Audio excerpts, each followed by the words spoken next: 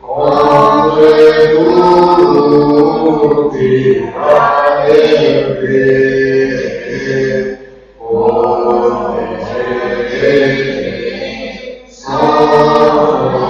Sanctifié, Dieu préserve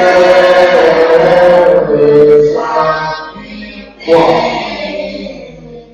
Dans les peines et souffrances, Marie fait aux pécheurs. Priez Marie, elle écoute et soulagera les pleurs. Gloire à toi, Vierge Marie, de l'aurore jusqu'au couchant. Peuple de la terre, chantez-nous sans cœur, la reine du firmament. Dans ta belle écoute, te console, Marie est pour ceux qui vivent. Elle sourit, elle te conduit sur le chemin de la vie. Oh Marie, Mère, nous regarde vers nous qui sont des enfants. Garde-nous tous purs, nous te prions en chantant. Gloire à toi, Vierge Marie, l'aurore jusqu'au couchant. Peuple de la terre, chantez-nous en cœur, la reine du firmament. Mère de Dieu, tu es si pure, aide-nous, protège-nous, vers Jésus Christ, conduis-nous, Marie, nous te suivons à genoux. Mère douce, je t'implore, la foi pure, regardez, pour Jésus souffrir.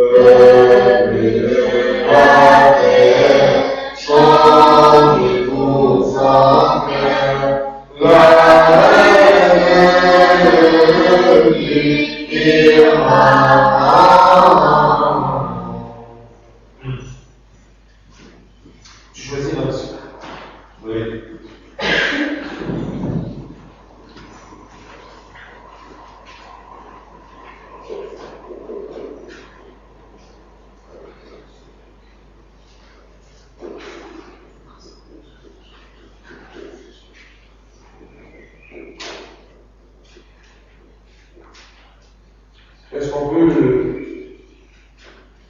faire quelque chose pour venir?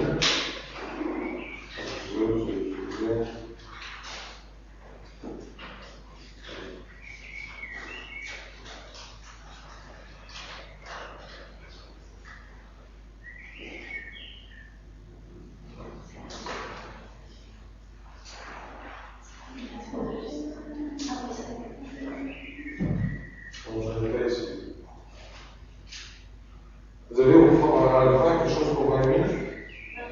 Oui? Attendez, c'est une de ces fêtes.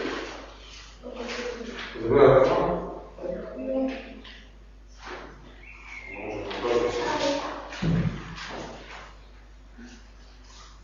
je ne sais pas.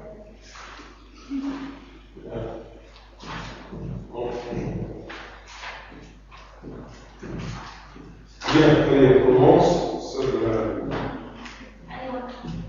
Qu'est-ce que vous avez? Ah oui. Qu'est-ce que vous avez pour moi? Donc ça, c'est tout à souhaiter.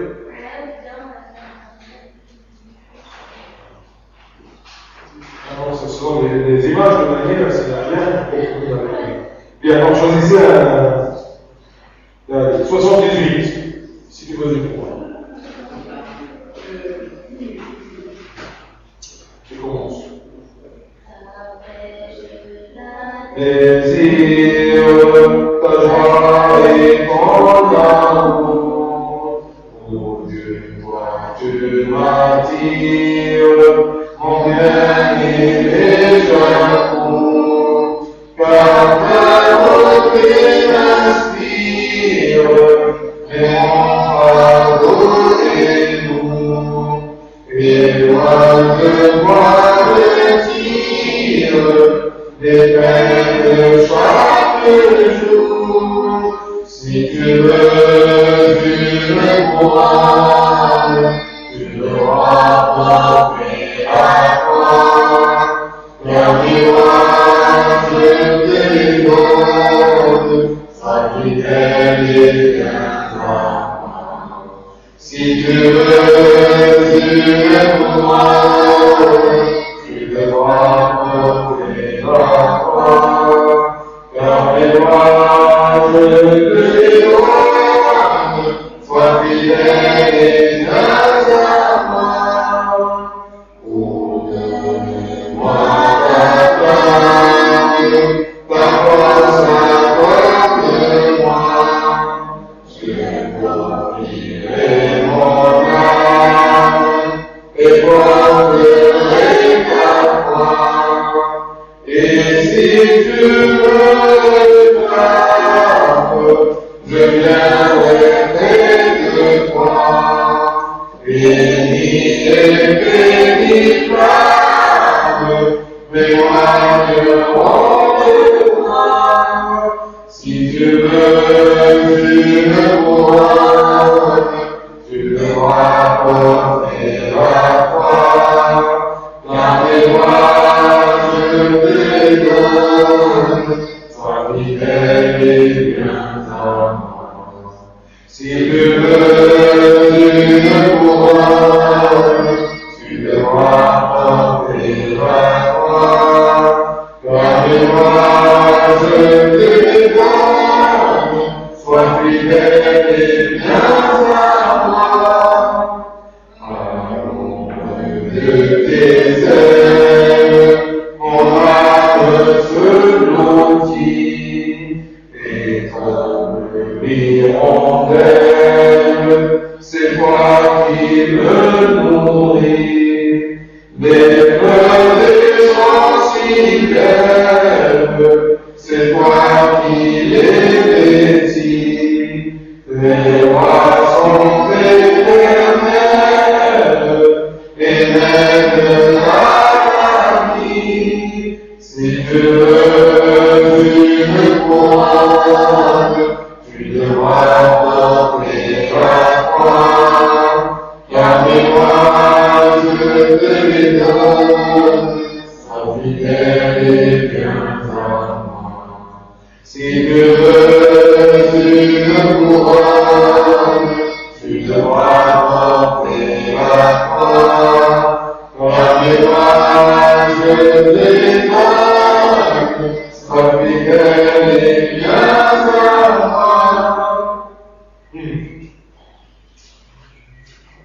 Merci de choisir. Tu n'as pas choisi auparavant. Allez.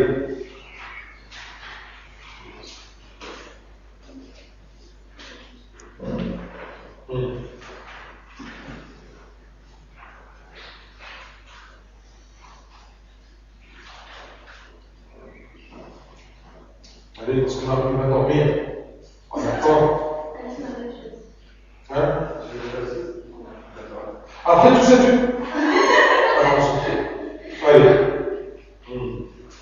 Alors, tout simplement, parce que l'année est terminée, alors on va prendre le cas de maintenant. Merci. C'est la dernière fois que je demande. Ok. 4, 1. J'avais dit en plus. Bien, on prend l'heure. 4, 1. Allez. Et encore se écouler, courir par tes grâces et tant de bonté. Chantez, nous chantons de joie et d'allégresse, pour Jésus, notre Dieu, notre porte-rêve.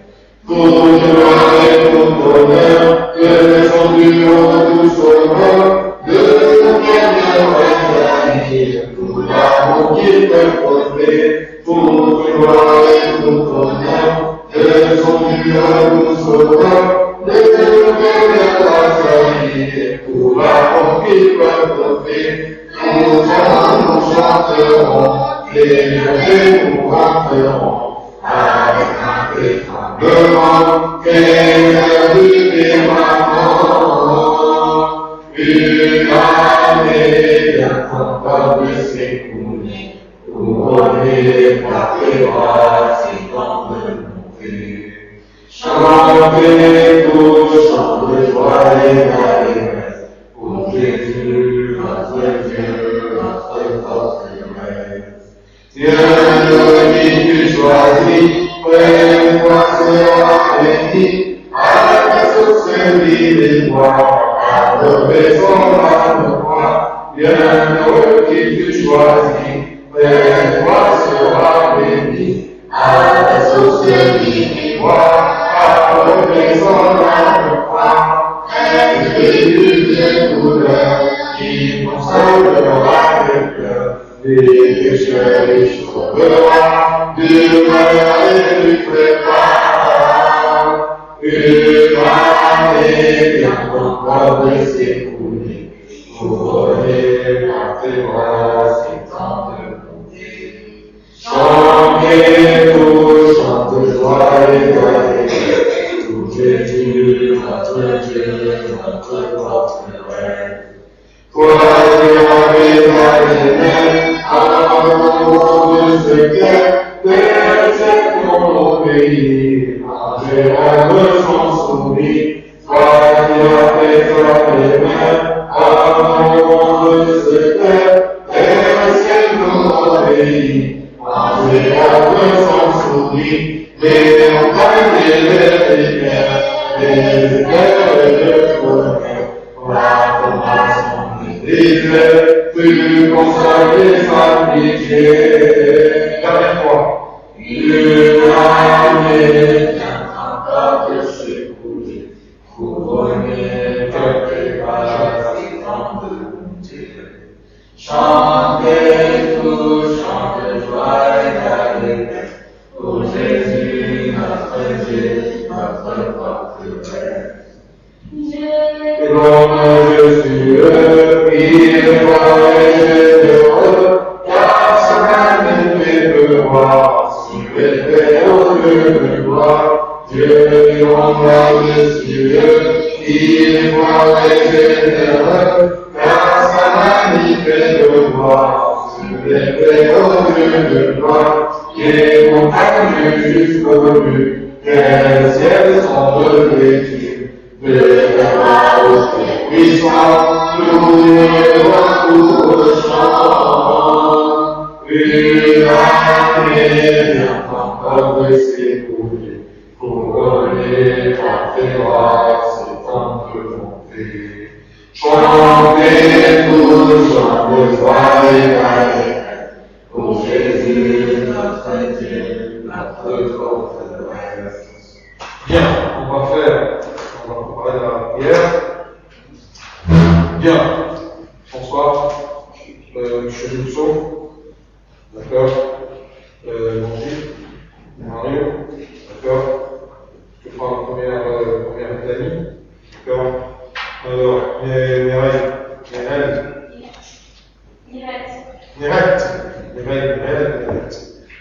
deuxième Dani, d'accord, et le fils une chose, troisième Dani, Gaspard, d'accord, c'est lui. D'accord, oui. Sauf. La dernière fois. Ah, tu te rappelles la dernière fois qu'est-ce qu'on a fait? Bien. Alors, Marie, choisis la riche.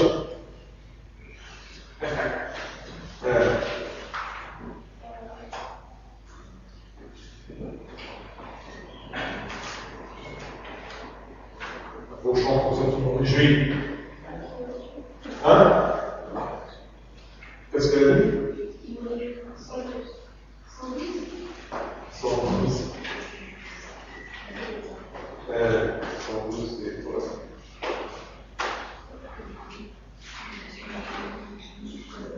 Ah, voilà. Ça c'est le nouveau, tu connais? Allez. Ah non, ça vaut la peine. Le micro. Mais tu le mets s'il te plaît devant ta quoi? Ah, j'avais dit. Bien. Allez, pourquoi ce soit un peu fort s'il te plaît? Merci Nancy, allez. Je suis gentil, ça? Allez.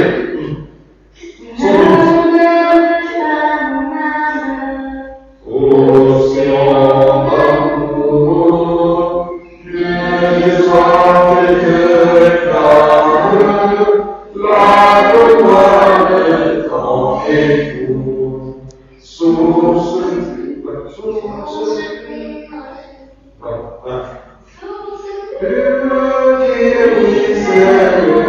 Oh Jésus, purifie-moi, et l'ombre de tes ailes, donne-moi ta paix, ta joie, et quand la nuit sombre, tu me guideras.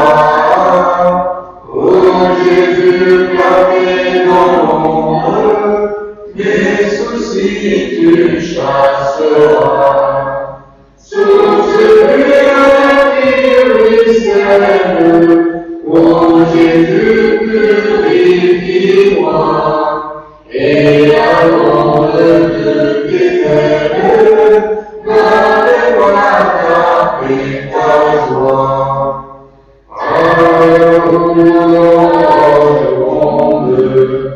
Oh Jésus, chez toi, loin du bruit et loin du monde, je m'abrite sous ta foi.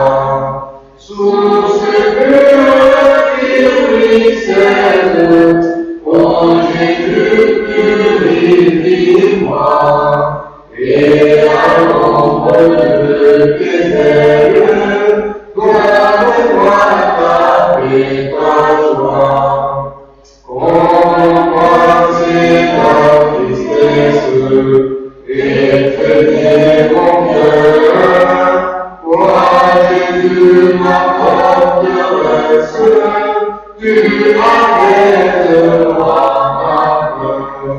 Source pure spirituelle, ô Jésus purifiant, et à l'ombre de tes ailes, garde-moi ta paix, ta joie.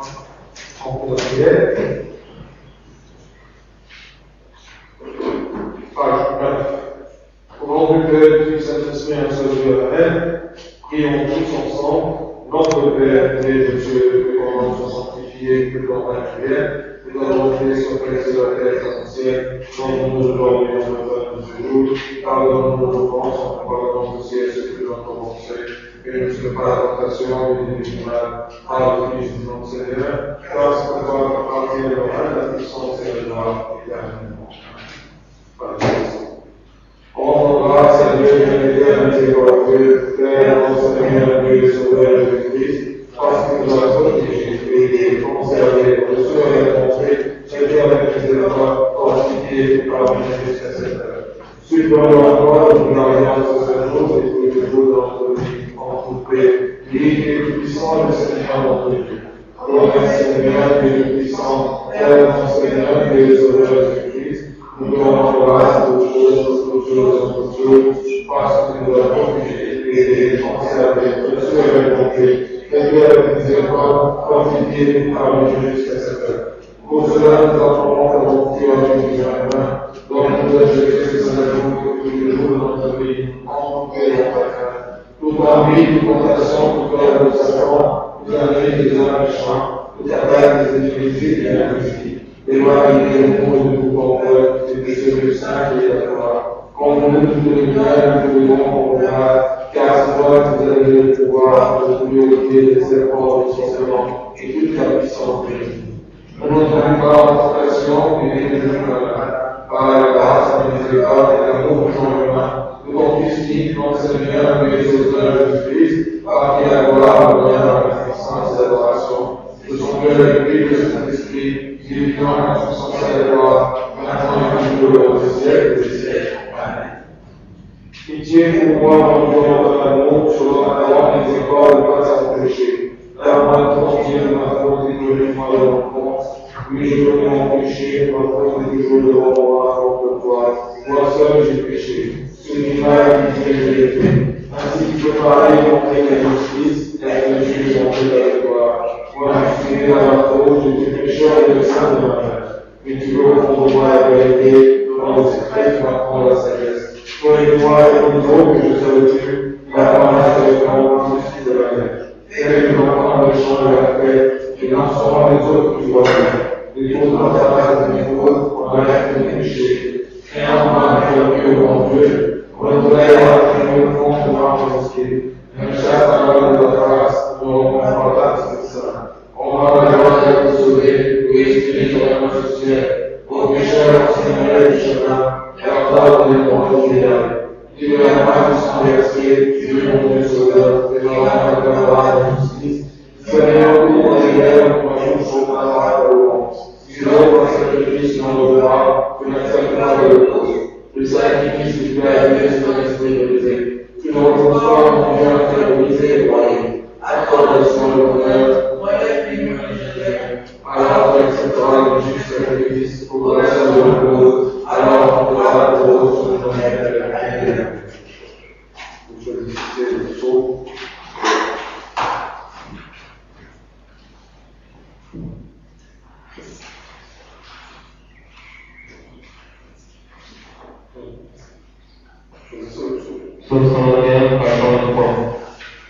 Soyez Seigneur, bénis de la France et main, toujours bénis notre grand Fils en pouvoir, notre Dieu, et nous supplions de nos frères nos péchés. Sauve de nos rois et prophètes de la vie, que sa bénédiction repose sur nous tous. Amen. Quelle joie quand on l'a dit, nous irons vers la maison du Seigneur. Nous nous partageons enfin devant tes portes. Jérusalem, te voici sur tes murs, vu dans son fond de biens. C'est là l'amour des tribus, des tribus du Seigneur. Là qu'Israël pourra rendre grâce au nom du Seigneur. C'est là le Seigneur du droit, le Seigneur de la maison de David. Après le bonheur de Jérusalem, Père à ceux qui t'aiment, que la terre conjure, que le bonheur dans tes palais. À cause des frères et des proches, je les aime et je crois. À à cause de la maison du Seigneur, notre Dieu, Jésus revient à l'église. Nous sommes sur le Saint Évangile, selon Saint Luc, que sa bénédiction repose sur nous tous. Amen.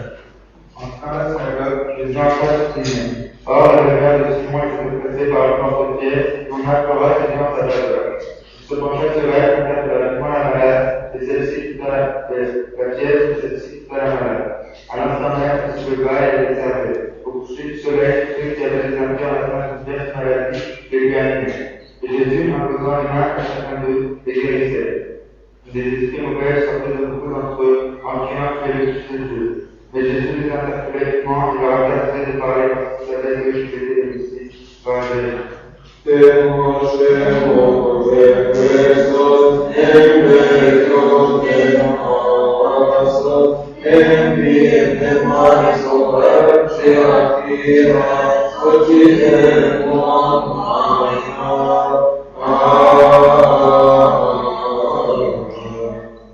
juste me sauver, pas de mon peine, que de mes mauvaises joints de je me laissais porter le poids du chaud et ce chaleur avec de ma faiblesse. Mais pour Dieu, que miséricordieux, on ne parle pas de la Seigneur. Moi, je fais plusieurs de desseins de ma mère, je suis né dans la cause, je n'ose pas lever les yeux dans le ciel, mais je compte sur la richesse de ta miséricorde et de ton amour pour les hommes en clément et en disant au Dieu, pardonne-moi, je suis pécheur et pitié de moi.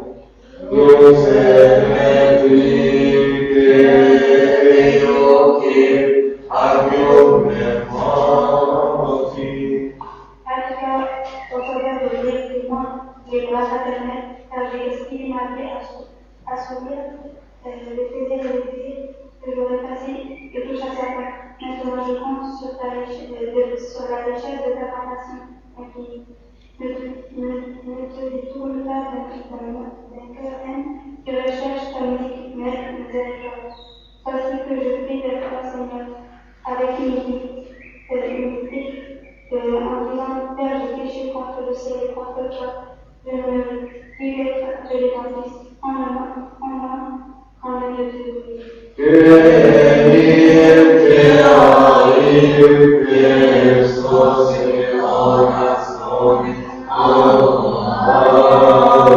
Dieu.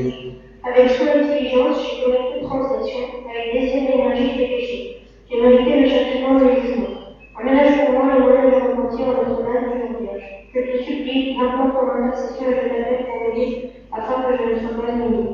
Sois avec moi là où mon âme quitte en corps, défends le complot des ennemis, ferme les portes de l'enfer, afin que mon âme se réveille. Que je puisse aller pour faire de Ô Dieu, pour toi et pitié de nous, pardon de péché, Kyrie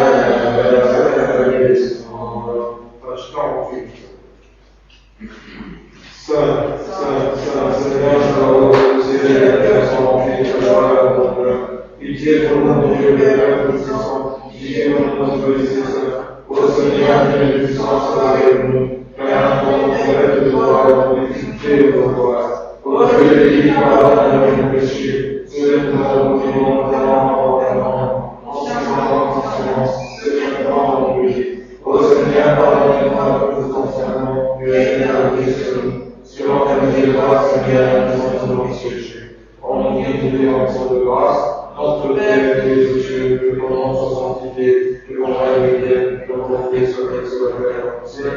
Donne-nous aujourd'hui notre pain de ce jour, pardonne-nous nos offenses, nous pardonnons aussi à ceux qui nous ont offensés, et ne laisse pas la tentation, mais délivre-nous par le Christ notre Seigneur, Père, c'est à toi que appartient le règne, la puissance et la gloire éternellement.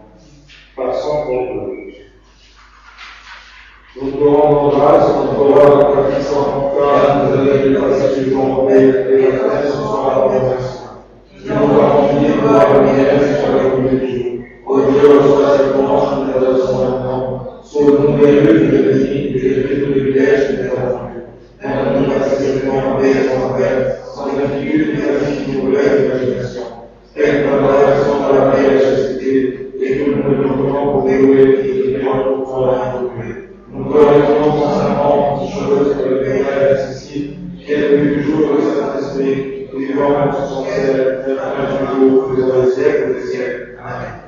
Passe, c'est pour tout. Pitié pour nous, Dieu, pitié pour nous, toi qui es adoré et glorifié, en tout temps et à chaque heure, dans le ciel et sur la terre. Ô Christ, mon jugement, la patience, mon miséricorde, toi qui es nous juste, qui es pitié des pécheurs, quand je suis au premier. Tu ne veux pas avoir de pécheurs, mais tu veux remettre de la vie. Tu as maître le nom de Dieu, pour bénéficier à la promesse de la pierre. Ô Seigneur, reçois nos justifications, en Seigneur la bonté, facile notre vie, pour que nous ne pas agir dans notre entendement. Sanctifie nos esprits, purifie nos corps, donne-nous concevoir, purifie nos intentions, guéris-nous de nos péchés, délivre-nous de toute tristesse et de toute douleur, entre-nous des descendants, afin que tu aies la force pour diriger les vies. Ainsi, nous avons la volonté de la foi, et nous avons ici, car tu es béni avec moi. Amen. Par les intercessions de la Sainte Vierge Marie, des prières de tous les saints qui ont pu l'origine de sainteté de ces saints et de tous saints apôtres, écoute-nous et exauce-nous en nous prions tous ensemble en disant notre Père qui es aux cieux, que ton nom soit sanctifié, que ton règne vienne, que ton volonté soit faite sur la terre comme au ciel. Donne-nous aujourd'hui notre pain de ce jour. Pardonne-nous nos offenses, comme nous pardonnons aussi à ceux qui nous ont offensés. Et ne sois pas la tentation, mais délivre-nous par le Christ notre Seigneur. Car c'est à toi que appartient le règne, la puissance et la gloire éternellement. Et nous nous voyons. Bon. Il est où? Appelle-nous, s'il te plaît. Les musulmans tout de suite. Il laisse mon écharpe pour le moment, il vient à la réunion.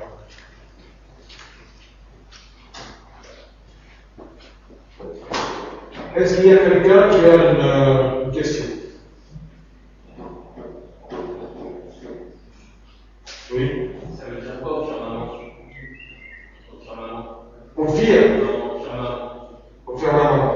Ouais, tu peux mentionner les services. La Vierge. Quelque chose de très haut, très glorieux. Qu'est-ce que tu fais, Georges? Hein? Ah, tu veux ça marche? Ça marche? D'accord. Mais en plus que la caméra et les sont très bien. Parce que moi je bouge, je ne sais pas où je me mets. Ça n'a pas fonctionné ensemble. D'accord?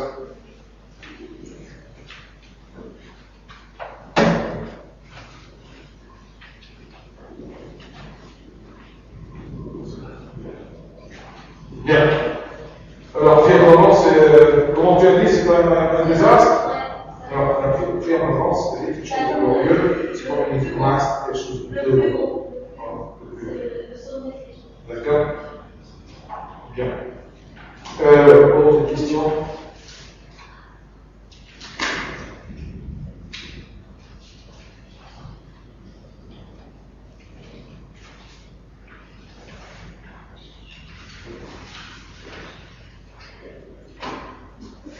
Au nom du Père, du Fils et du Saint-Esprit, Amen.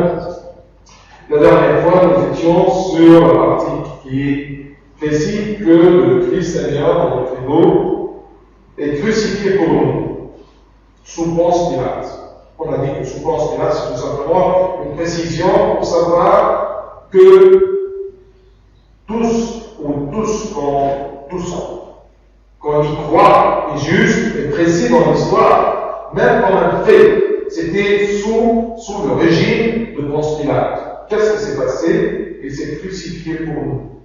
Et on a dit que pour nous, ça veut dire, d'accord, qu'à la place de nous, d'accord, il a pris notre place pour subir ce châtiment-là.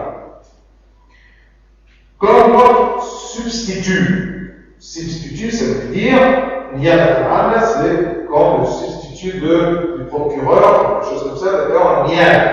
D'accord, vous entendez comme on a dit, dans les, comment dire, les actions. D'accord, le substitut. Et qu'est-ce que c'était le procès? On a dit rapidement que le procès consiste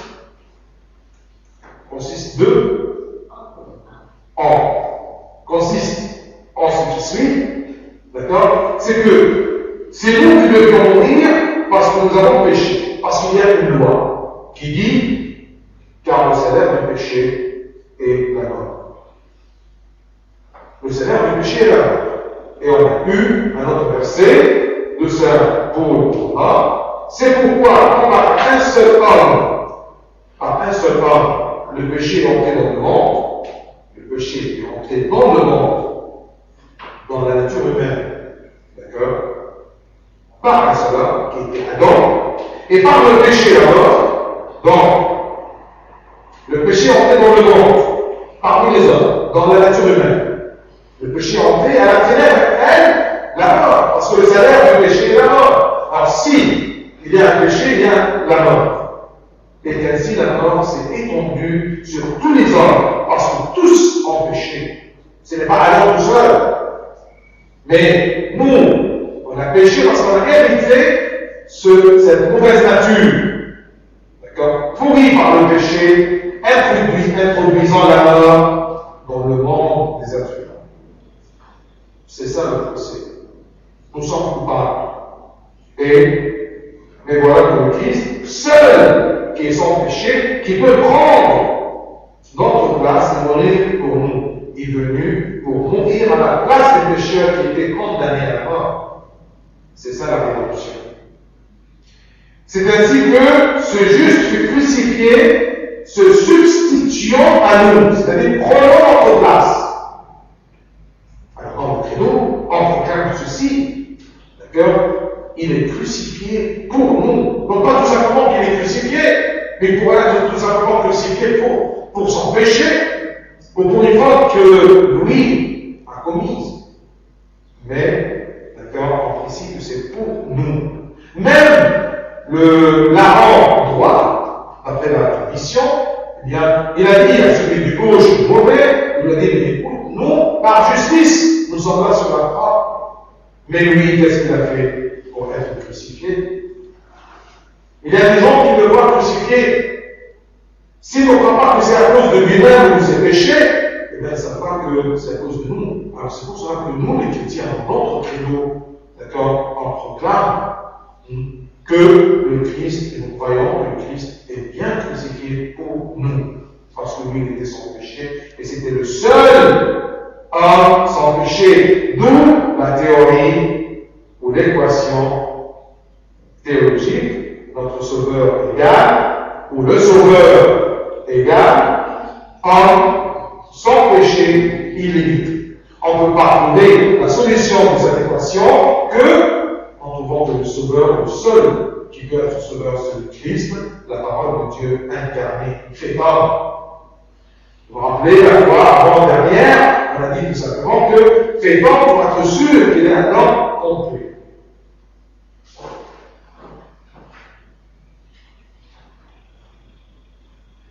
Et pourquoi c'est le seul qui est sans péché? Parce que c'est écrit, Isaïe. Attention, parce que Isaïe est parmi les prophètes de l'Ancien Testament qui a vu, par sa prophétie, toutes ces choses-là, tous ces événements de l'Ancien Testament, des centaines d'années avant le Christ. Et ça, c'est une preuve que tout était planifié. Les prophéties, ce que les prophètes ont dit, en prononcé, en raconté, en vu dans le futur, eh bien, c'est une preuve que ces choses-là sont planifiées par Dieu. Ce n'est pas par hasard. Rien n'était par hasard. Tout est planifié dans le plan Donc, la sagesse divine. Nous étions tous errants, comme des brebis. Errants, ça veut dire perdus, dispersés. Chacun suivait sa propre voie. C'est pour cela qu'on a trouvé un homme qui est sans péché, parce que nous sommes tous des descendants d'Adam, et tous on a hérité la nature péchue, la nature pourrie par le péché, qui a entraîné la mort qui est répandue sur tous les hommes, parce que tous ont péché. Et l'Éternel, écoutez bien ça, c'est Ésaïe qui a dit ça, et l'Éternel a fait retomber sur lui c'est qui? C'est le Christ. Et l'Éternel a fait retomber sur lui l'iniquité de nous tous. L'iniquité, ça veut dire le péché. De nous tous. Donc, le but que ce Christ est crucifié, c'est de mourir à notre place, à notre substitut. Pourquoi? Parce que nous, à cause d'Adam, et à cause que nous sommes les descendants d'Adam, on a hérité la nature pécheresse, et à cause de ce péché-là, de cette nature pécheresse, la mort s'est introduite dans le monde des êtres humains. Nous sommes tous condamnés. Donc, nous sommes arrivés la dernière fois aussi à une équation, une nouvelle équation théologique. C'est que la rédemption, c'est quoi? Qui se rappelle? C'est mourir à la place des pécheurs, Ah, bravo! C'est un mot très important. La rédemption, c'est quoi? Un juste qui meurt à la place d'un coupable. Donc, tu dois, François, préciser un juste. Parce que si un coupable qui meurt à la place d'un coupable, c'est pas évident. Parce que le coupable, il ne peut pas mourir à la place d'un autre coupable, il va mourir à cause de sa condamnation. D'accord? Donc la rédemption, c'était quoi? C'était la mort d'un juste à la place d'un coupable. Et c'est ça l'idée de tous les sacrifices et de l'Holocauste de l'Ancien Testament. D'accord? Quelle est la faute de cette bête qui est immolée à cause du péché d'un homme? C'était le symbole ou la préparation de l'humanité à propos de cette idée de rédemption qu'un juste, qu'un innocent, une bête qui n'a rien commis, d'accord, qui meurt à la place d'un coupable. Dans l'Ancien Testament, les juges, qu'est-ce qu'ils faisaient? Ils prenaient l'homme, ils mettaient la main sur la tête, vous voyez, de ce taureau-là, et il avouait, il confessait ses péchés. C'est comme si ces péchés passent de lui sur la tête de cette bête innocente, juste. Et en plus, en mettant la main, il déclare que je suis d'accord que cette bête meurt à ma place. Parce que imaginez-vous que ce juste qui vient pour mourir à la place du pécheur, le pécheur lui dit non, je ne veux pas que tu meurs pour moi. C'est moi qui vais mourir. Et c'est le cas de plusieurs gens qui ne croient pas. Ils ne veulent pas que ce juste meure à leur place, mais eux, ils veulent bien qu'il meure. Et c'est dingue, parce qu'il faut mourir. Je demande moi la chance d'être sauvé, et je refuse cette chance, et je préfère que moi je meure éternellement. Ce n'est pas la mort de la chair. Attention, quand je dis la mort, ce n'est jamais la mort de la chair, parce que tous, que nous soyons saints ou pécheurs, mourir. Il y a une différence entre la mort de la chair, que tous on va y passer, et la mort éternelle. C'est clair? Et quand Dieu a dit à Adam, le jour que tu mangeras de cet arbre, tu mourras. Ça ne veut pas dire qu'il va mourir du point de vue chair, mais tu mourras, ça veut dire la mort éternelle. C'est clair? Parce que la preuve, même après le salut accompli par le Seigneur, jusqu'à maintenant, les saints meurent, nous non. Donc ils ne sont pas sauvés de la mort de la chair, mais ils sont sauvés de la mort éternelle. Et c'est ça le sens du Messie, le Sauveur.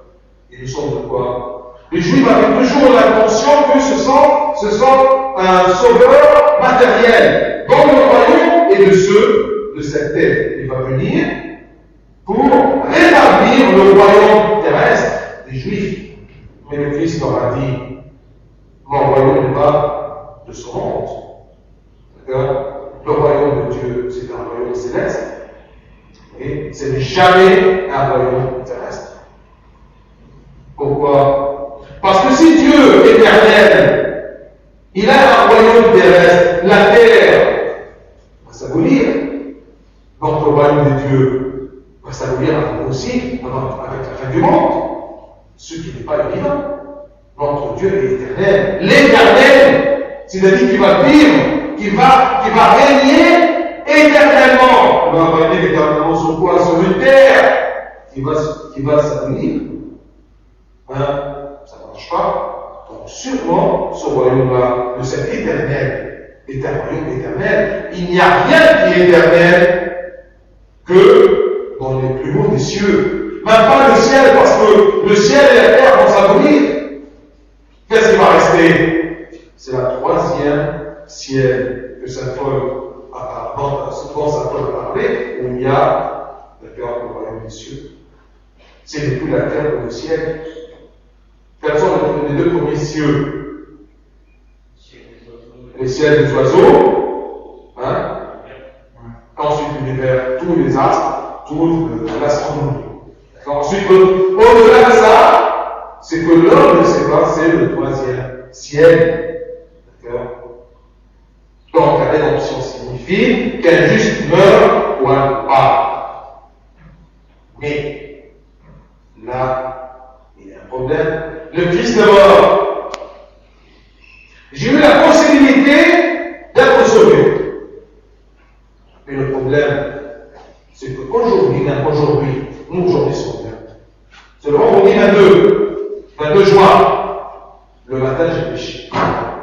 J'ai transgressé la loi de Dieu. Comment je serai sauvé? Un problème. Mais Dieu, le complet de la sagesse, il n'a pas laissé échapper ce petit problème, mais il a préparé ceci. C'est pour ça qu'il dit que si nous prêchons, nous avons toujours un avocat. Paraclète. C'est un mot grec. Qu'est-ce que c'est que le paraclète? Tout puissant. Alors, Pantocrator, c'est tout puissant. Un paraclète. C'est pas l'esprit de vrai. Non, c'est consolateur. C'est quoi? Alors c'est venu comme ça avec Nancy. Paraclète, c'est-à-dire consolateur. Et imaginez-vous que le synonyme de consolateur, c'est quoi? C'est avocat. Parce que c'est quoi l'avocat? L'avocat, c'est quelqu'un qui console le condamné en lui disant je te soutiens, je suis avec toi, n'aie pas peur. Eh bien, c'est ça. L'Esprit de Dieu, c'est le consolateur. Vous voyez, c'est l'avocat, c'est le paraclète. Alors, notre avocat, quand on dit paraclète, mais notre avocat, je voudrais dire autre chose, c'est que le Christ est là, par son sang et son corps, on se confesse et on retourne pour se laver dans son sang et son corps. Il nous a dit, celui qui prend mon corps et boit mon sang, corps et sang, on va manger le corps de Christ. Non, c'est la communion, c'est ce sacrement. Et qu'est-ce que ça veut dire, un sacrement? Qu'est-ce que ça veut dire? Un mystère. On le sait, mais on ne peut pas le toucher, on ne peut pas le saisir. Je vous ai dit quelle est la différence entre un sacrement et un secret. Un secret, c'est quelque chose qu'on ne connaît pas. Mais le moment où on connaît le secret, on peut le comprendre, oui ou non? D'accord? Je vais te dire, Alexandre, d'accord, un secret. Puisque je vais te le dire, c'est plus un secret, mais il y avait un secret pour toi que j'ai tué Julien. D'accord? Le moment où tu découvres ce que j'ai fait, c'est plus un secret, oui ou non? Et tu comprends que j'ai tué. Mais un sacrement, c'est quelque chose de mystérieux. D'accord? Eh bien, c'est ça. Quand je retombe dans le péché chaque jour, eh bien, il y a toujours cet avocat qui nous a quittés sans corps et sans sang, pour que je me purifie chaque fois que je commets un péché sur terre. C'est pour cela qu'il y a un verset qui nous dit: voici l'agneau de Dieu qui enlève le péché du monde. Et pourquoi un agneau? Parce que c'était toujours l'idée chez les Juifs, le peuple de Dieu dans le temps, que c'est un agneau qu'on le présentait comme sacrifice. Il meurt à notre place. Alors, mais les agneaux des holocaustes, ces sacrifices animaux, ne pourraient pas nous donner le péché, le pardon du péché. C'était un symbole, mais pas effectif. C'est pour cela que dans cette apparition-là, la colonne est venue sur le Christ en disant: voici l'agneau qui enlève le péché du monde. Et c'est la même parole que l'amour a été quand il choisit le bon pas qui sera le corps du Christ. Vous voyez? Voici l'agneau de Dieu qui enlève le péché du monde. Écoutons Seigneur, exauce-nous. D'accord? Et vous dites quelle est l'élection, quelle élection, quelle élection. C'est clair? Où est notre agneau qui est crucifié pour nous, qui va enlever nos péchés? Et bien c'est ça ce qu'on dit dans le credo: crucifié pour nous.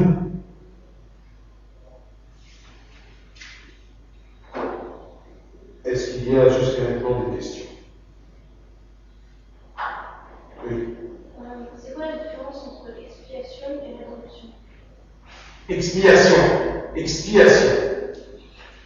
Dans l'Ancien Testament, qu'est-ce que c'est expier? Le mot français lui-même. Qui sait expier? Qu'est-ce que c'est? Non. Expier. Expier, c'est éloigner. D'accord? Oui. Alors, je te dis que le Christ, c'est le vrai agneau qui enlève le péché du monde. Dieu, dans l'Ancien Testament, il voulait bien symboliser le vrai agneau. Alors, le vrai agneau qui viendra, le Christ, il a plusieurs adjectifs, plusieurs qualificatifs, oui ou non? Mais on ne peut pas trouver dans l'Ancien Testament un seul sacrifice animal qui peut inclure toutes les qualités du vrai agneau. Je répète, dans l'Ancien Testament, Dieu ne peut pas trouver dans les animaux un seul sacrifice qui peut inclure en lui toutes les qualités du vrai agneau qui va enlever le péché du monde. D'accord? Alors, il a fait quoi? Il a fait plusieurs sacrifices et chaque sacrifice a une qualité. Expiation, d'accord? Qui nous éloigne du péché, qui nous pardonne les péchés. D'accord? Tu vois? Une autre, holocauste. Quelle est la différence entre sacrifice et holocauste?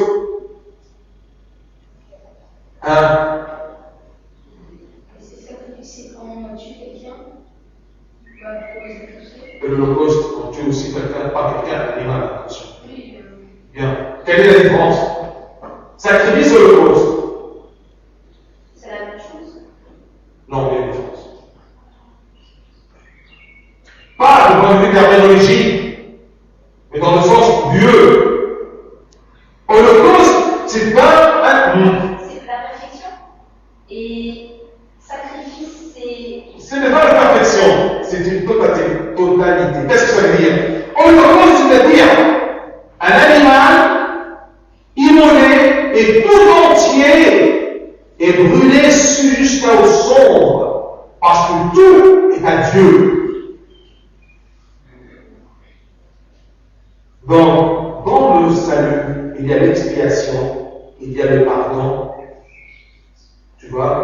Et là, l'Holocauste, c'est une odeur, une bonne odeur que Dieu, c'est une métaphore, que Dieu sente, il se réjouit. D'accord? Quand tu présentes une prière, on dit que c'est une holocauste que tu présentes à Dieu. Mais ce n'est plus une holocauste animale. Mais c'est un holocauste pour un sacrifice que tu présentes à Dieu. Alors Dieu, c'est comme si l'odeur de cet holocauste dans l'Ancien Testament. Tu vois, ces métaphores-là, c'est une façon humaine d'exprimer des choses spirituelles. La question était, quelle est la différence entre expiation et c'est la rédemption, d'accord? C'est mourir à la place, c'est le fait de mourir, d'accord? Pour sauver sa vie. Et expiation, c'est de faire éloigner son péché. Tous ces deux-là se trouvent dans le Christ. On ne peut pas les trouver dans un seul sacrifice. Alors, dans l'Ancien Testament, il y a le sacrifice d'expiation, d'accord, et l'Holocauste, et le sacrifice du péché, et le sacrifice de rédemption. C'est clair? Quel est l'agneau de rédaction dans l'Ancien Testament? Ou qu'est-ce qui est vraiment symboliser vraiment la rédemption? Cherchez dans l'Ancien Testament. Peut-être la rédemption n'était pas symbolisée vraiment dans les sacrifices, mais dans quelque chose qui peut se rappeler.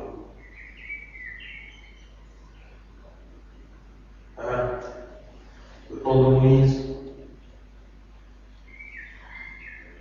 l'Exode, l'agneau, le Pâques, ou la Pâque plutôt, excusez-moi. La Pâque c'est quoi? La Pâque c'est on a pris un agneau, et ça, il a rémonté tous les aînés du peuple de Dieu. Comment? Par son sang, cet agneau-là a rémonté tous les aînés du peuple de Dieu par son sang qui était où? Sur plancher transversal et les deux verticaux. L'ange il passe, l'ange symbolise ici la loi de Dieu, la justice de Dieu, elle passe, mais elle voit que cette maison-là, elle est rémontée par le sang de l'agneau. C'est pour cela qu'il passe. Et ne tue pas, c'est ça, passera. Traverser et traverse.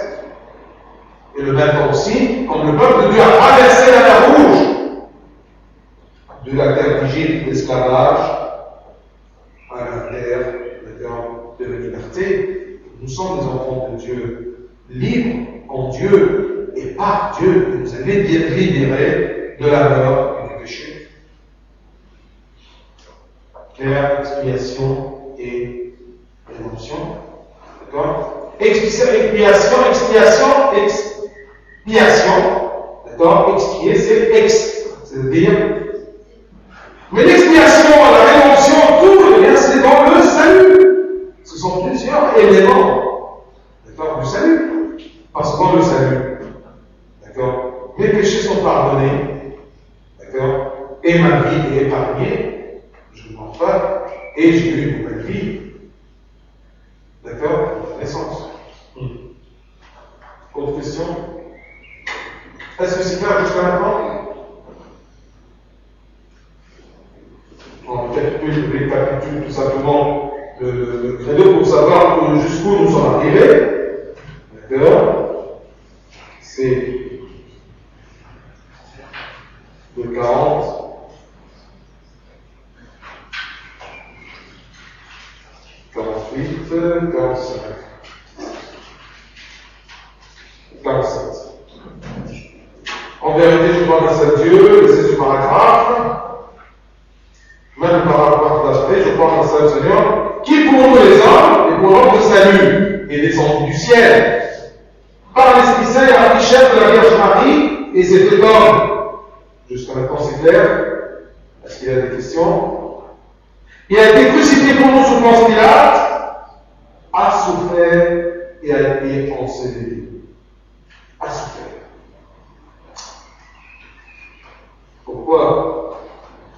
quand je vous ai posé la question pourquoi on a dit il s'est incarné, il a pris chair et s'est fait homme. Une précision qui voulait dire que son humanité est complète. Et maintenant, alors, une autre question. Pourquoi il a dit il est crucifié pour nous et a souffert? Écoute, si tout simplement quelqu'un est crucifié pour nous, d'accord? C'est comme par exemple, d'accord, il est massacré, il a peut-être beaucoup de sang.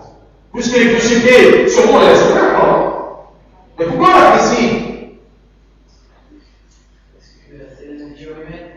On peut souffrir quand on travaille. Et c'est pour incroyable, mais je ne sais pas vraiment que tu es un théologien. Ah, mais il dit comme ça, mais il n'est pas trop sûr de lui-même, mais c'est déjà bien suivi. Répète. C'est la nature humaine. L'homme est obligé de souffrir pour faire un peu. Oui, c'est à peu près ça. C'est pour justifier qu'il est totalement. Bravo. Vous n'êtes pas entendu. Tu peux réfléchir pour dire quelque chose d'autre. Pour la même chose, un peu plus clair. Pourquoi on a dit, il est crucifié pour nous. À souffrir.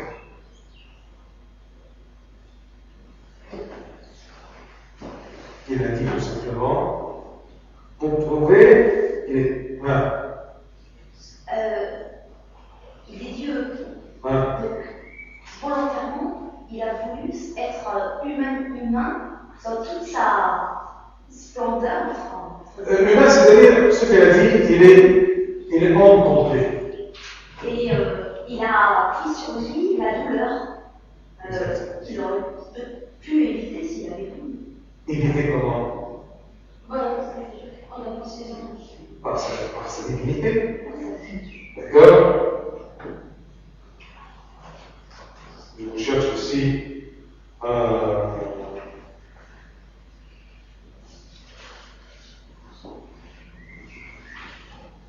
ça viendra, on verra. Résumons ceci. Pourquoi le dire à souffert? De peur que quelqu'un croit que par sa divinité unie à son humanité, il a tout simplement aidé son humanité à ne pas souffrir.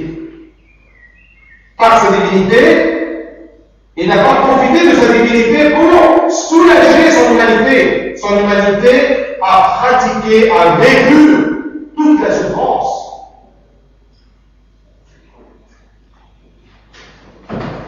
De peur de penser que l'unité entre la nature divine et la nature humaine du Seigneur a exempté sa nature humaine de souffrir. Exempté. Qu'est-ce que ça veut dire exempté? Épargne.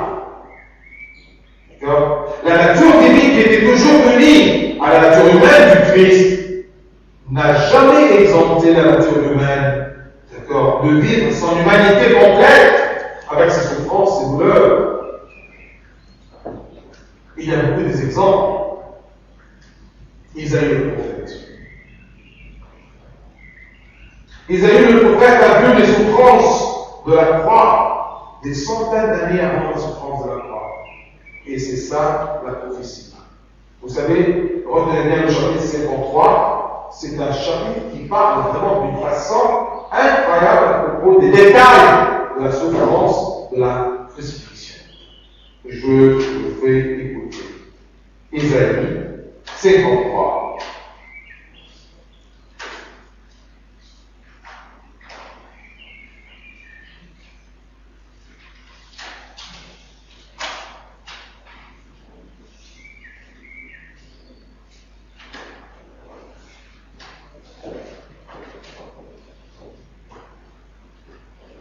Écoute. Depuis le verset. Je vais prendre parce que c'est un chapitre incroyable. D'accord? Prendre une prophétie très détaillée. Écoutez-le. Qui a cru à ce qui nous était annoncé? C'est Isaïe qui parle. Qui a cru à ce ce qui nous était annoncé. Qui a reconnu le bras de l'Éternel? Il s'était levé devant lui comme une faible plante, comme un rejeton qui sort d'une terre desséchée. Il n'avait ni beauté, ni éclat pour attirer le regard. Vous vous rappelez la Passion du Christ, le film de la Passion du Christ? Il n'avait ni beauté ni éclat pour atterrir le regard, et son aspect n'avait rien pour nous plaire. Méprisé et abandonné des hommes. Tout ça, c'est le Christ. Homme de douleur et habitué à la souffrance. Il a vécu la douleur. On l'appelle homme de douleur et habitué à la souffrance. De qui Ésaïe parlait il y a centaines et centaines d'années? C'était le Christ qui souffrait, qui va souffrir, qui sera son aspect n'avait rien pour nous plaire, l'aspect d'un humilié sur la croix, avec une couronne, avec du sang, avec des coups, semblable à celui dont on détourne le visage. Nous l'avons dédaigné, nous n'avons fait de lui aucun cas. Cependant, ce sont nos souffrances qu'il a portées. Ces souffrances qu'on devait subir, les souffrances de la mort éternelle. Mais lui, il a supporté nos souffrances. De qui Ésaïe parlait? Cependant, ce sont nos souffrances qu'il a portées. C'est de nos douleurs qu'il s'est chargé.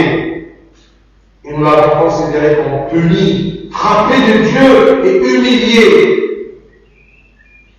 Et c'est pour cela que Saint Paul, quand il parlait à propos de Christ, il disait toujours celui que Dieu l'a ressuscité, malgré que celui Dieu incarné et celui qui s'était ressuscité lui-même. Mais pour montrer que c'est Dieu, c'est lui qui l'a crucifié, que Dieu l'a crucifié, pendant que Dieu l'a fait ressusciter pour annoncer son innocence. Si Dieu ne l'avait pas ressuscité, ça sera condamné toujours chez le juif, et il avait tort, il est mort à cause de la péché. Mais au contraire, il leur dit que Dieu l'avait ressuscité pour sentir qu'il était innocent, pour se sont trompés. Mais il était blessé pour nos péchés, brisé pour nos iniquités. Le châtiment qui nous donne la paix est tombé sur lui. De qui Ésaïe parle? Et c'est par ces meurtrissures que nous sommes guéris. Ce qu'on dit aujourd'hui dans le Nouveau Testament, que par les blessures du Christ, et seulement sur la croix, nous sommes guéris du péché. Ésaïe l'a dit comme une prophétie, et c'est par ces meurtrissures que nous sommes guéris. Nous étions tous rencontrés pour lui, chacun suivait sa propre voie, et l'Éternel a fait retomber sur lui l'iniquité de nous tous. Il a été maltraité et opprimé. Il n'a pas ouvert la bouche, semblable à un agneau qu'on met à la boucherie, à une brebis muette devant ceux qui la comptent. Il n'a pas ouvert la bouche. Vous vous rappelez devant le jugement du Christ, il n'a pas ouvert la bouche. Sauf à un moment comme Pilate lui a dit, tu ne sais pas que moi, j'ai le pouvoir de te libérer de le mal. Attention, si tu n'as pas eu ce pouvoir d'en haut, tu ne pourras rien faire. Tu ne sais pas que j'ai le pouvoir, d'accord, de soumettre ma vie et de la reprendre. Et Pilate a encore compris ceci. Qui peut dire à son gouverneur, à son juge, qui va le crucifier, que moi j'ai le pouvoir, j'ai l'autorité, d'accord, de mettre ma vie et de la reprendre? Eh bien oui, le Christ a mis sa vie, il est mort sur la croix, il a repris sa vie en se ressuscitant.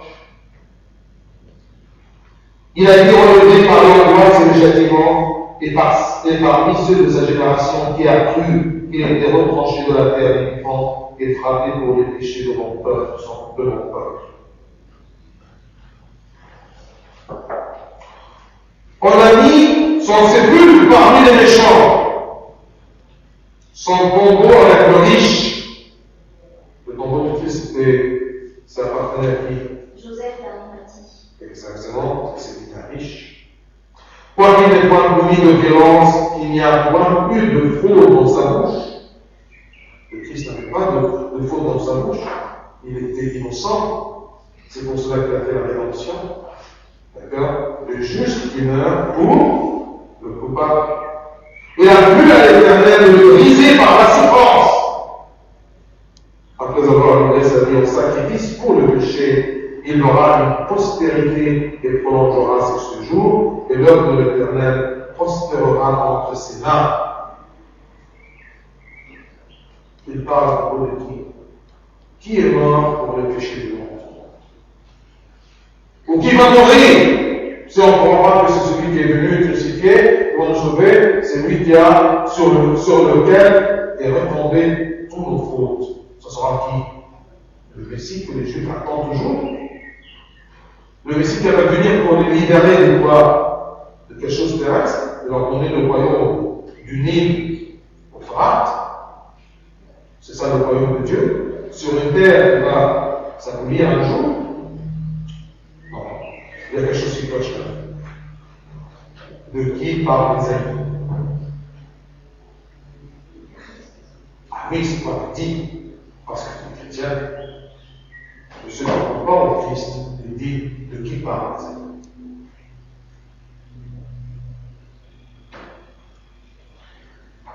Isaïe le prophète a vu la souffrance de la croix.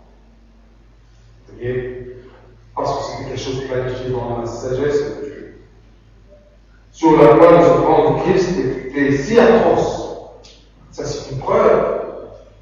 D'accord? Si atroce qu'il a clamé et qu'il a dit quoi? Qui se rappelle? Le Christ. Oui. Ses souffrances sur la croix étaient atroces parce qu'il a senti. Qu'est-ce qu'il a dit?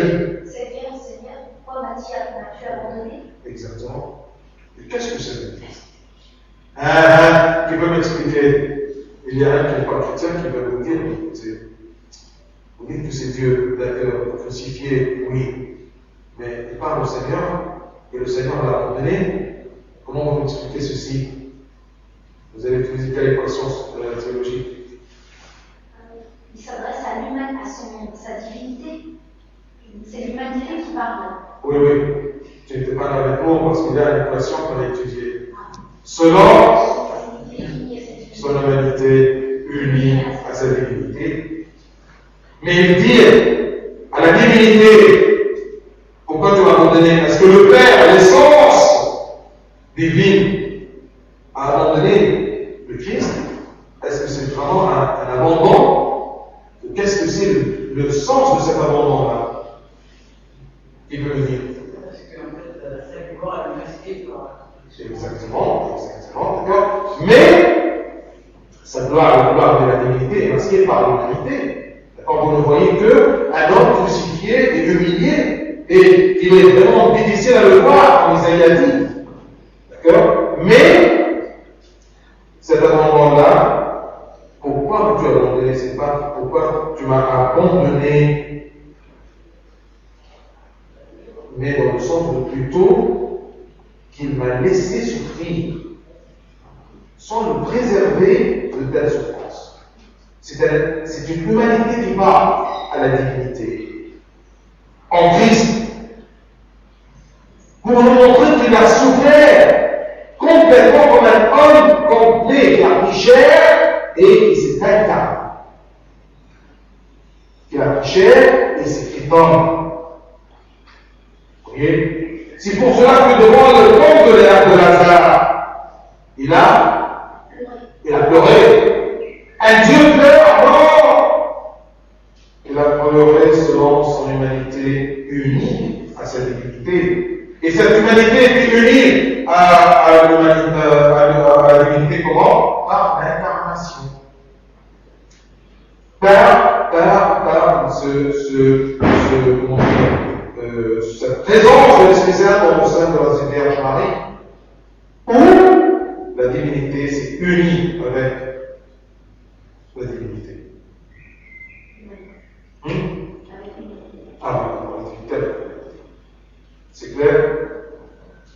Donc, s'il a tant souffert sur la croix, et que ces souffrances étaient proclamé, il acclama que Seigneur, Seigneur, pourquoi m'abandonnes-tu? C'est pas qu'il va abandonner, mais il a abandonné, d'accord, à ses souffrances. D'accord, il n'a pas préservé, il n'a pas, sans le préserver de ses souffrances humaines. De là l'Église. Elle mémorise toujours la semaine sainte, le vendredi saint. D'accord? On dit la semaine de la passion. Et plus que ça, chaque vendredi dans notre Église, il y a le jeûne.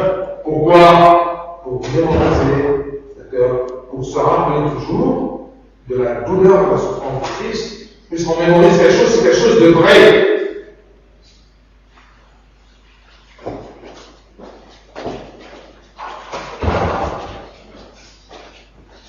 Qui peut me donner d'autres exemples que le Christ n'a pas utilisé sa divinité pour épargner son humanité de la souffrance ou des souffrances ou des circonstances humaines? Qui peut me donner? Cherchez dans la vie du Christ.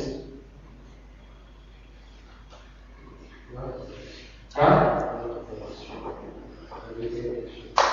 Je répète la question. Qui peut me donner des exemples dans la vie du Christ où il n'a pas permis à sa divinité d'épargner son humanité des souffrances, des faiblesses humaines? Quand il est sorti du désert. Quand il est sorti du désert, 40 jours. Exactement. Un bon exemple. D'accord? Il n'a pas épargné sa faim. Après 40 jours, comme être humain complet, il a eu faim. D'accord? Et même quand le démon lui a dit, si tu es le Fils de Dieu, ordonne que ces pierres deviennent du pain. Il n'a pas voulu faire ça. Mais est-ce qu'il le pourra? Il le pourrait. Mais bien sûr.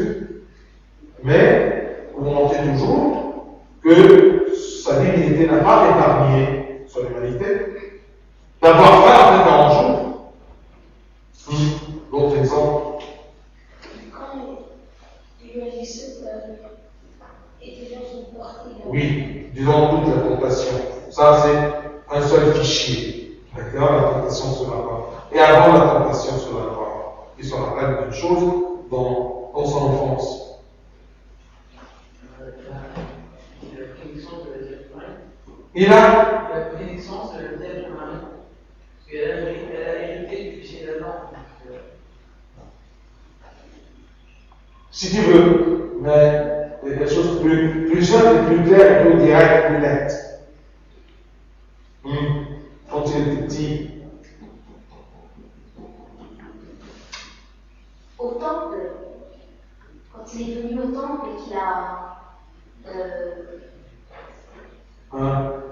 Tu as cité une circonstance ou un événement, mais tu n'as pas étudié le cas avant de le présenter au juge. Qui peut me dire? Il est dans un moment. Oui, ça te donne un exemple aussi. Et encore, quand tu as fait en Égypte. Écoute, d'accord, il a eu peur de qui? D'Hérode, mais il pourra facilement éliminer Hérode. Mais il a fui, comme s'il était humain tout simplement. Il pourrait facilement s'épargner toute cette fatigue-là de fuir en Égypte et de rester comme un étranger, comme un asile. D'accord? Il pourrait rester, d'accord, il n'a pas laissé sa divinité épargner son humanité de ses souffrances, de ses faiblesses et de ses fuites. C'est clair? Donc, le Seigneur Christ n'a jamais eu recours à sa divinité en faveur de sa nature humaine. C'est ça? D'accord? On peut dire que c'est pas possible, c'est une équation. Quand on voit dans la vie du Christ ce Dieu incarné, ce Dieu fait homme, quand on trouve des faiblesses humaines, comme il a eu faim, il s'est enfui, d'accord? Il était fatigué, épuisé. Regardez un peu dans l'histoire de la Passion, où vous pouvez trouver que le Seigneur Christ n'a jamais eu recours à sa divinité en faveur de son humanité.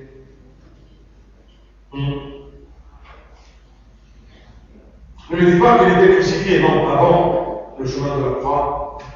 Il est tombé sur la croix parce qu'il est épuisé. Mais où la divinité, pourquoi n'a pas aidé cette humanité-là au roi d'être un proposition? Il était fouetté, d'accord, humilié, fatigué. Il attend, même sur la croix, il attend transpirer. Vous voyez, et saigné. Il a dit quoi? C'est un peu médical. Non, je sois. Je sois pas tout. Il a perdu tout l'eau qui était dans son corps. J'ai soif. Lui qui a dit à la Samaritaine, je suis l'eau de la vie. Mais vous, les chrétiens, vous êtes fous, quoi? Eh ben non. Quand il a dit ça à la Samaritaine, il était tout simplement, d'accord, il lui parlait à propos de cette divinité qui est l'eau de vie, l'eau qui donne la vie. Donc pas comme n'importe quelle eau terrestre qui vous rassasie un peu, d'accord, et ensuite, vous en avez besoin encore de boire, de retourner au puits terrestre. Mais quand il a dit j'ai soif, la Samaritaine, si elle était là, elle aurait dit, mais écoute, bois de moi-même. Mais non, il aurait répondu à la Samaritaine, parce que moi, le Christ, je n'ai jamais eu recours à la divinité en faveur de mon humanité. Et c'est ça qu'on dit, que son humanité, sa divinité est unie à son humanité sans changement. La divinité unie à l'humanité n'a pas changé l'humanité en Superman. Et ni l'humanité n'a changé la divinité en l'humiliant. Non. Humanité unie à sa divinité d'une façon mystérieuse. C'est pour cela que c'est écrit. Il est grand le mystère de la piété. Dieu s'est fait chair. Comment? Tu peux me dire comment? C'est un mystère. Eh bien, merci. C'est ça la réponse. Tout ce qu'on sait, c'est tout simplement que même quand la Vierge Marie a posé la question, comment? Puisque je ne connais pas d'homme. Il lui a dit quoi? L'Esprit de Dieu repose sur toi, d'accord? Et l'enfant que tu enfanteras, il sera nommé le Saint, ou douce. Personne des hommes est appelé Saint. Avec un S majuscule, en arabe, c'est beaucoup plus clair. Saint, peau douce, non pas 10, peau douce. D'accord? Disons, c'est un superlatif de sainteté.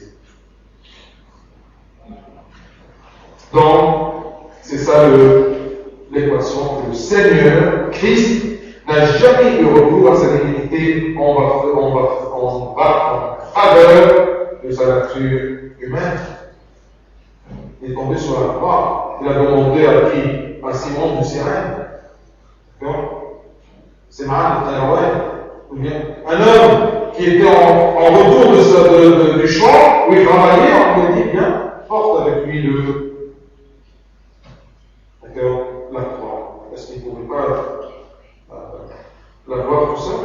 C'est parce qu'il n'a pas eu recours de sa divinité en faveur de son humanité. Et encore, n'oublions pas que c'est le Christ lui-même, qui a annoncé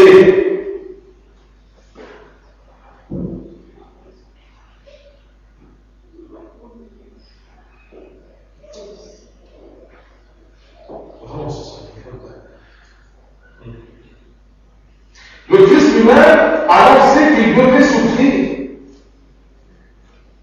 C'est quelqu'un qui sait tout. Okay? Par sa préscience aussi. Il a annoncé qu'il devait souffrir bien avant sa crucifixion.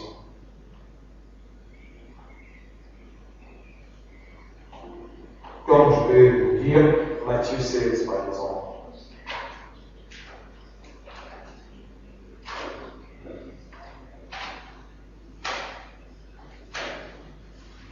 Je vais dire qu'est-ce que le Christ. Donc je vais terminer par ces deux versets. Matthieu 16 et Marc 8. Matthieu 16, qu'est-ce qu'il a dit? Dès lors, Jésus commença à faire connaître à ses disciples qu'il fallait qu'il aille à Jérusalem, qu'il souffre pour beaucoup de la part des anciens, des principaux sacrificateurs et des scribes, qu'il soit mis à mort et qu'il ressuscite le troisième jour. Il a annoncé, il savait tout. Et il va partir à Jérusalem, qu'il sera mis à mort par les scribes et qu'il ressuscite le troisième jour. Et avant qu'il soit mis à mort, d'accord, il a dit qu'il fallait qu'il aille à Jérusalem, qu'il souffre beaucoup. Souffre beaucoup. D'accord? Ce n'est pas une scène, ce n'est pas quelque chose d'apparent. Non, c'est quelque chose de très réel.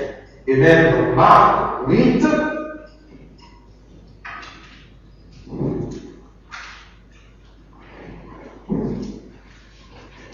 alors il commença à leur apprendre qu'il fallait que le Fils de l'homme souffre beaucoup, qu'il soit rejeté par les anciens, par les principaux sacrificateurs et par les scribes, qu'il soit mis à mort, qu'il ressuscite 3 jours après. Il leur disait ces choses ouvertement. Ce n'était pas des symboles. Ouvertement qu'il allait souffrir pour eux. Parce qu'il a voulu qu'il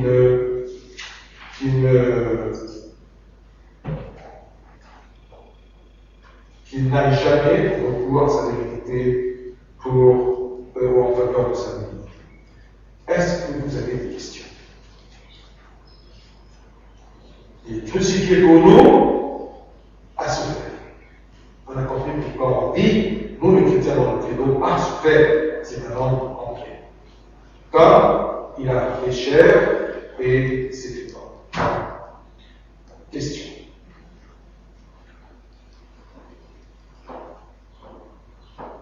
Ça paraît insupportable si je répète des choses, parce que en répétant comme ça, que ça soit inséré dans votre tête pour savoir exprimer.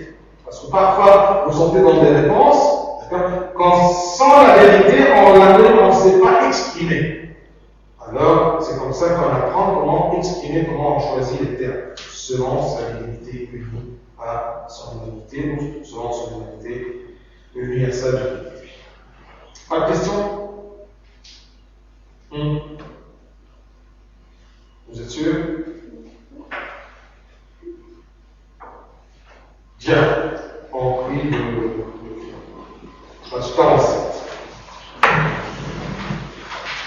Au nom du Père et du Fils et du Saint-Esprit, Amen. Prions tous ensemble.